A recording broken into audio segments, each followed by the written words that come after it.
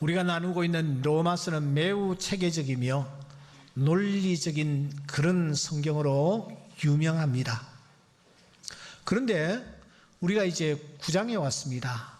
9장을 펼친 분들은 좀 고개를 갸우뚱합니다. 왜냐하면은 지금까지 논리적 체계적으로 잘 진행되어 왔는데 이 9장에 이르러서 흐름이 끊어지는 듯한 느낌을 받기 때문입니다. 그래서 왜 이렇게 연결이 잘 되지 않는지 하고 고개를 갸우뚱대는 것입니다. 바울 사도는 지금에 이르기까지 죄인인 우리가 어떻게 구원받았는지, 의롭게 되었는지, 하나님의 자녀가 되었는지, 그 과정에서 하나님께서 어떻게 역사하셨는지를 노래합니다. 그래서 그는 8장 마지막 부분에서 이렇게 외치는 것입니다. 우리 주 예수 그리스도 안에 있는 하나님에서 사랑에서 끊을 수 없으리라. 누가 우리를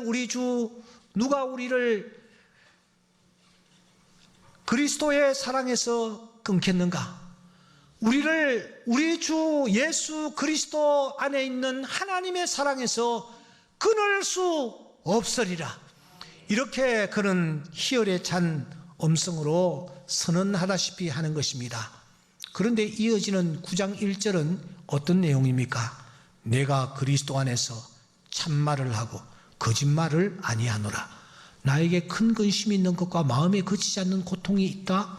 이런 식으로 갑자기 분위기가 반전되는 것을 볼 수가 있습니다. 오히려 12장에 가시면 이런 말씀이 있습니다.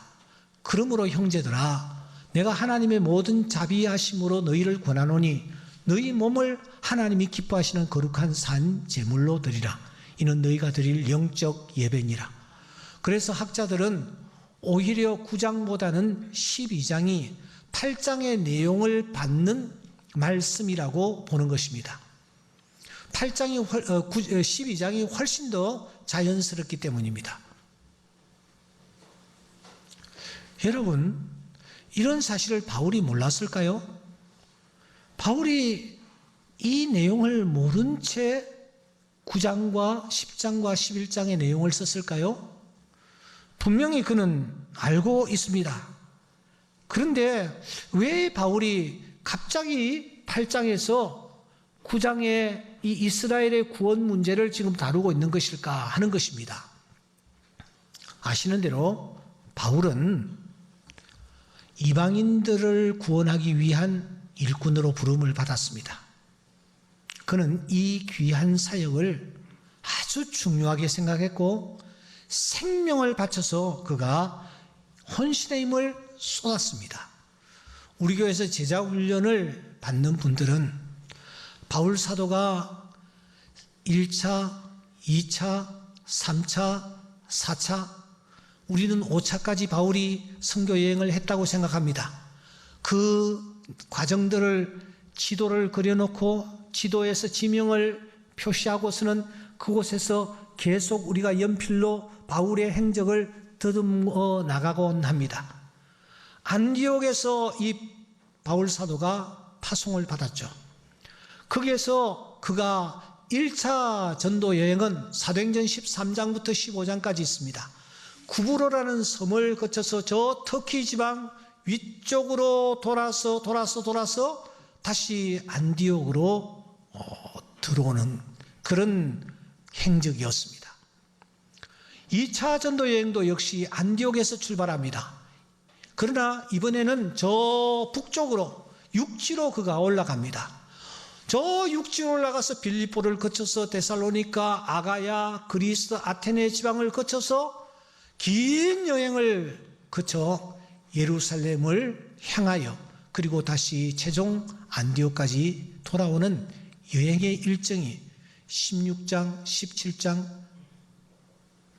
18장 이렇게 걸쳐서 그의 전도 여행이 소개되고 있습니다. 3차 전도 여행도 역시 안디옥에 출발하는데 이번은 국자형입니다. 육지를 거쳐서 저 데살로니가 아테네 쪽으로 갔다가 다시 배를 타고 예루살렘 쪽으로 돌아오는 이런 여정을 그가 가지는 것입니다. 4차 전도 여행은 예루살렘에서 출발합니다. 예루살렘에서 저 이탈리아 로마에까지 가고 있는 행적이 사도행전 19장부터 28장에 걸쳐서 28장까지 기록되어 있는 것입니다. 이런 지도를 그리는 사람들은 거기에 나와 있는 여러 지명들, 생소한 지명 앞에서 고개를 숙이지 않을 수가 없습니다. 이렇게 넓은 지역, 이렇게 많은 지역, 이렇게 생소한 지역을 2000년 전 이 바울이 걸어서 때로는 조그만 목선을 이용하여 죽을 고생을 하면서 복음을 전하기 위하여 그가 다녔습니다. 유라굴로라는 강풍도 만났고 독사를 만나 죽을 뻔도 하였고 사람들에게 귀신 들린 자라는 오해까지 받으면서 그가 정말 최선을 다하여 이방인들을 구원하고자 하는 열망으로 일생을 진력했던 것을 볼 수 있습니다. 그의 발자취를 보면 그는 조국 이스라엘 땅에 머문 흔적이 별로 없습니다. 일생을 바깥에서 외지에서 이방인들을 구원하기 위한 일에 혼신의 힘을 쏟았던 것을 우리가 볼 수가 있습니다. 그런데 여러분, 하지만 그 바울도 역시 우리와 똑같은 사람이었습니다. 피는 물보다 진하다라는 상식을 뛰어넘지 못했습니다. 무슨 말입니까? 여러분 3절을 보시기 바랍니다. 3절에 보시면 나의 형제, 고륙, 친척이라는 말이 나옵니다. 바울은 지금 자기 동족을 떠올리고 있습니다. 그 동족을 위해서라면 저주를 받겠다라는 것입니다. 심지어 그 동족을 위해서라면 내 한 몸 그리스도에게서 끊어져도 좋다라는 그런 심경을 표력합니다. 여러분, 여기에 끊어진다라는 이 단어는 언제 사용되었습니까? 8장 35절에 보면은 누가 우리를 그리스도의 사랑에서 끊으리요 했습니다. 이어서 하나님의 사랑에서 끊을 수 없으리라 라고 했습니다. 그 누구도 그 무엇도 끊을 수가 없는 그 관계에서 자신이 끊어지겠다라는 것입니다. 자신이 저주를 받겠다라는 것입니다. 내 동족이 구원받을 수만 있다면, 내 친척이 예수 그리스도에게로 돌아올 수만 있다면 나는 그 대가를 기꺼이 치르겠다라는 것입니다. 암벽 등반에서 로프는 생명줄입니다. 등반인들이 아주 위험하고 아주 중요한 어떤 산행을 하게 될 때에는 이렇게 서로의 몸을 짝이 되어서 몸을 잇는다고 합니다. 이걸 자일 파티라고 합니다. 그러니까 자일로 목숨을 나누고 있는 동지라는 뜻입니다. 이들은 생사의 중요한 가림길에서 그들은 결정을 내려야 할 때가 있습니다. 언젠가 페루에 있는 안데스 산맥에서 수직 빙슬벽을 두 사람이 오르고 있었습니다. 사이먼 H와 조 심슨입니다. 이 두 사람이 서로의 로프를 묶고 올라가기는 올라갔는데 내려오는 과정에서 문제가 생겼습니다. 앞섰던 조 심슨이 빙벽 아래로 그냥 미끄러져 크레파스에 빠집니다. 위에서 이 H가 내려다보니 아직도 살아는 있는 거예요. 살아는 있는 것입니다. 이럴 때 일반적으로는 아래에 있는 사람이 위에 있는 사람을 위하여 자의를 끊는답니다. 그래서 위에 있는 사람을 살린다요. 그런데 위에 있던 이 H가 아래를 내려다보니 심슨이 떨어졌긴 떨어졌는데 구조를 하면은 구조받을 수 있는 상황인 것 같았어요. 오히려 자기가 지금 같이 매달려 있으면 더 위험한 상황이 될 것이라고 판단을 했습니다. 그 순간 위에 있던 이 H가 자기 자신에게 명령을 내립니다. 자위를 끊어라. 자위를 끊어라.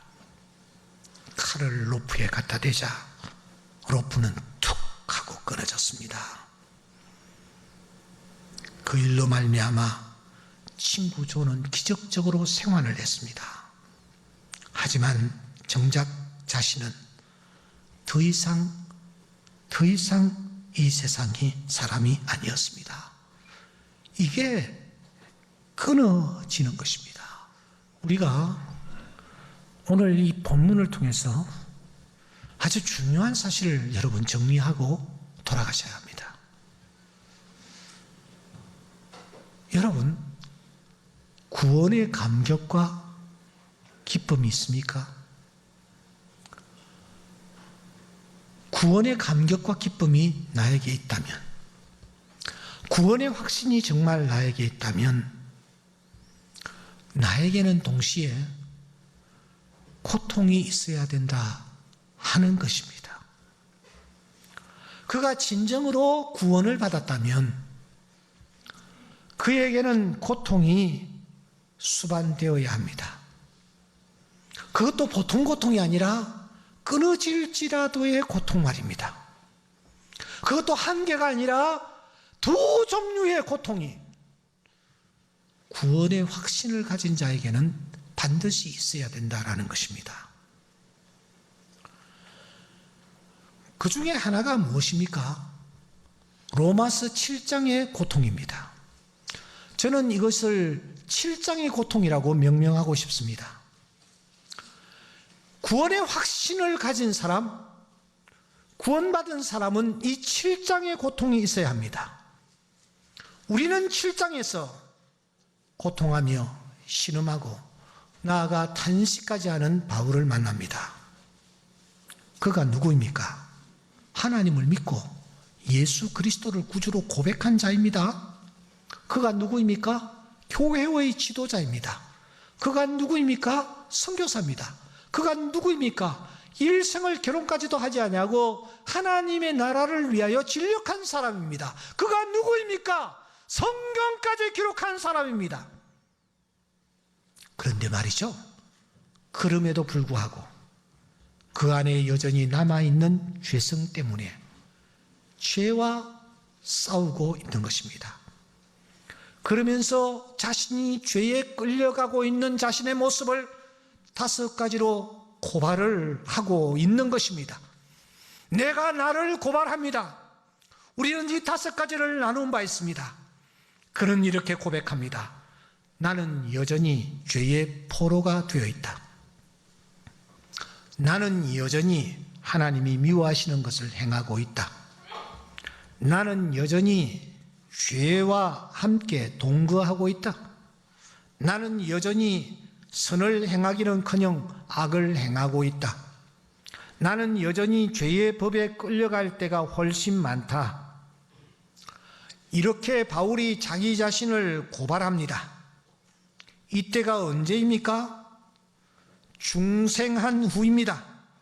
사도가 된 후입니다. 예수를 위해 생명을 바친답시고 온몸으로 사역에 올인하고 있을 때입니다. 그런데 그가 지금 나의 모습이 그러하다라고 고백하는 것입니다. 여러분, 우리가 구원을 받았지만 아직도 우리는 육체를 입고 있고 아직도 우리는 죄악된 세상에서 사탄과 싸움을 해야 하는 그런 환경 속에 던져져 있습니다. 그러므로 우리는 완벽할 수가 결코 없습니다. 우리는 계속해서 죄와 싸우며 나아가야 할 자들입니다. 그래서 바울 사도는 오호라 나는 곤고한 사람이로라, 누가 나를 이 사망의 몸에서 건져내랴 탄식하는 것입니다. 심지어 시간이 흘러가면 흘러갈수록 그는 점점 더 탄식의 자리에 나아가며 고백합니다. 그가 하나님의 부름을 받기 전에 디모데 전서와 후서를 썼습니다. 1장 15절에 보니까 나는 죄인 중에 뭐라고요? 괴수라고 하는 겁니다. 죄인 중에 괴수다. 여러분, 오늘 우리들에게 이 고통이 있어야 합니다.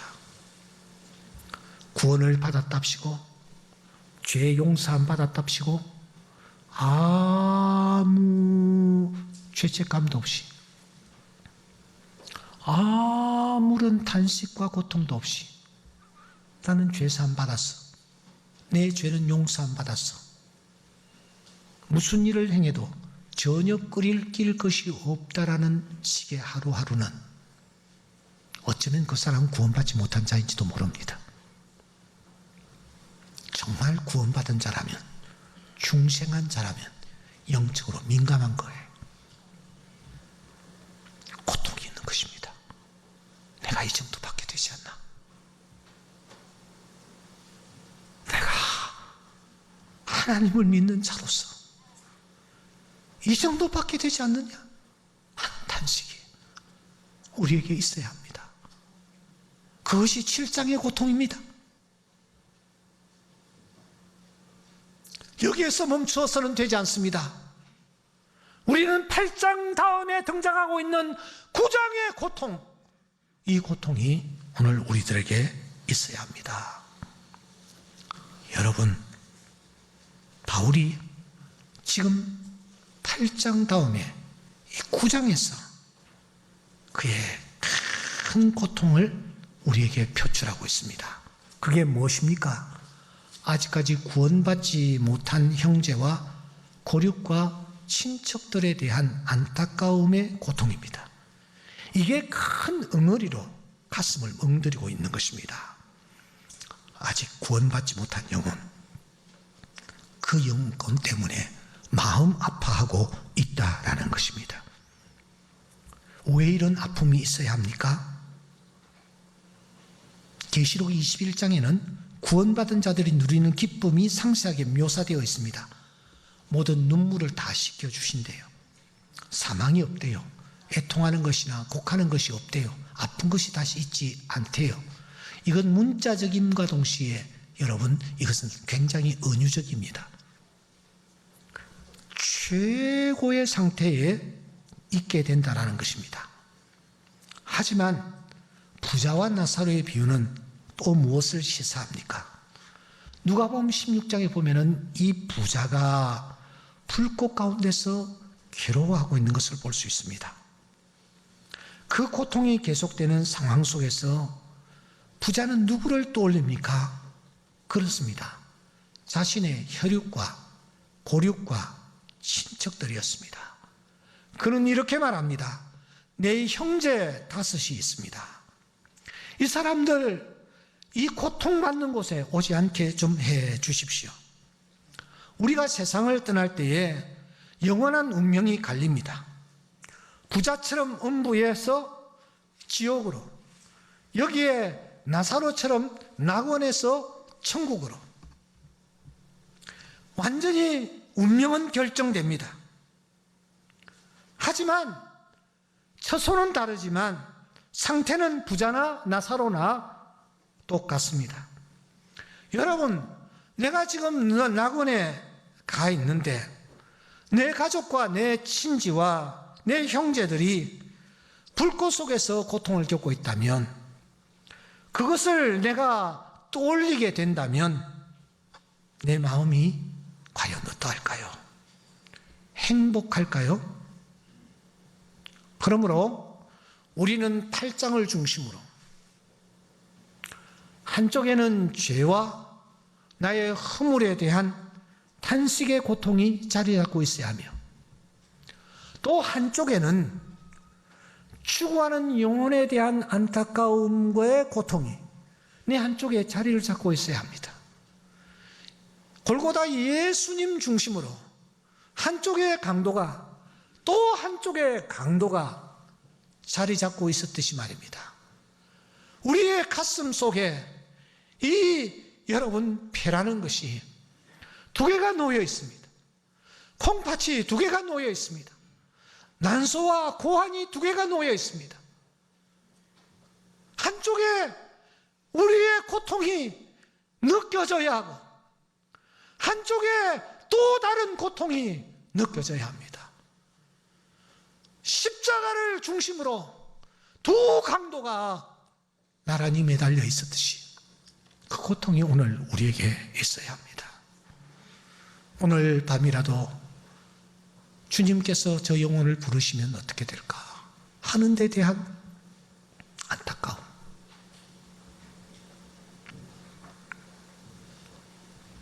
오늘 6월 첫째 주일은 제가 이 교회 담임으로 부임한 지 31년째 되는 그런 주일입니다. 1989년 6월 첫째 주일 제가 이 교회에 부임을 했기 때문입니다. 오늘 좀 일찍 제가 나왔습니다. 오늘은 말씀을 준비하면서 책상에 앉지를 않았습니다. 바닥에 무릎을 꿇고 오늘 전할 말씀을 준비하고 나왔습니다. 저는 끊임없이 찬송을 불렀습니다. 그것은 조금 전에 우리가 함께 불렀던 찬양, 아버지 사랑 내가 노래해. 그 가사 중에서 상한 갈대에 꺾지 않으시는, 꺼져가는 등불 끄지 않으시는 이 가사가 그렇게 마음에 와 닿았습니다. 31년을 회고해 볼 때 나에게 부족한 부분이 너무 많이 있었기 때문입니다. 바울 사도가 5가지로 고백을 했는데 저는 5가지가 아니라 500가지, 5만 가지 하나님 앞에서 부족한 부분이 많이 있었음을 떠올려서 책상에 앉을 수가 없었습니다.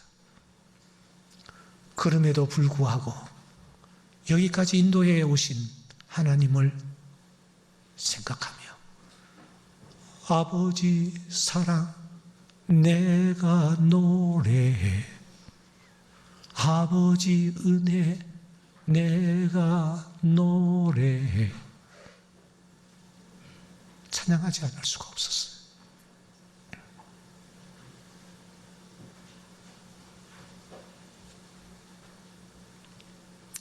그런데 내 마음에 두 번째 고통이 찾아오기 시작했습니다. 제가 지금 살고 있는 아파트에 15년째 있습니다. 아파트 라인에 있는 사람들은 전부 제가 목사인 줄 압니다. 나를 보고 목사님 합니다. 근데 나는 과연 지금까지 내 이웃들에게 얼마나 내가 복음을 전했는가. 착한 내 행실을 보고 살아계신 너희 하나님께 영광을 돌리게 하라. 행실을 통하여, 말을 통하여 내가 얼마나 예수 그리스도를 전했는가. 내 일가와 내 친지들이 내가 다 목사라는 것을 알고 있는데 내 일가와 내 친지들은 얼마나 예수를 믿고 있는가. 그들에게 내가 정말 한마디라도 예수를 전해본 적이 있는가. 사랑하는 여러분, 우리가 하나님 앞에, 하나님의 심판대 앞에 섰을 때에 하나님은 물으실 것입니다. 너는 가슴 속에 이 두 가지 고통을 느끼고 있었던가? 죄의 세력으로부터 벗어나지 못해 탄식하는 고통이 너 한쪽에 있었냐? 죽어가는 영혼, 그 사람들에 대한 안타까움이 내 마음속에 있었느냐? 이 두 가지 고통은 내가 구원을 받았느냐 받지 못했느냐를 판별하는 중요한 잣대가 됩니다. 8장을 중심으로 바울은 이 얘기를 하고 싶었던 것입니다. 여러분들에게 이 고통이 있어야 돼. 7장. 여러분들에게 이 고통이 있어야 돼. 9장. 정말 구원의 환희를 하며 구원의 확신을 가지고 있느냐? 그렇다면 이 고통이 있어야 돼. 이 고통이 있어야 돼. 이 두 가지가 구원받은 자에게 나타날 중요한 표징이라는 사실을 우리가 기억하고 우리 자신들을 한번 점검해 보십시다. 나에게는 이 고통이 있는가? 나에게 이 고통이 있는가?